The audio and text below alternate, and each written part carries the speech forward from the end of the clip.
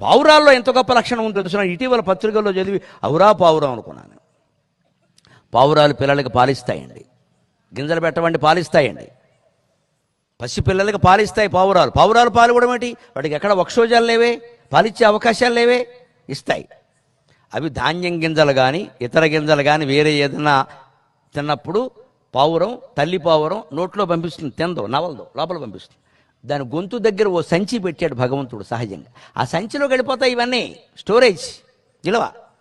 వెంటనే అక్కడ ఒక రకమైన పాలు స్రవించి ఈ ధాన్యం గింజలు ఇతర గింజలు తిన్నవన్నీ పాలుగా మారుతాయి. ఆ పాలు మళ్ళీ ముక్కులోకి తెచ్చి పసిపిల్లకి అందిస్తుంది. 15 రోజుల పాటు ఖచ్చితంగా పావురం పాలతోనే పెంచుతుంది. పావురం ఏ ప్రభుత్వాన్ని పింఛనిమ్మని అడగలేదు. పావురం ఏ ఆంధ్రా బ్యాంకు వాళ్ళని లోన్ అడగలేదు.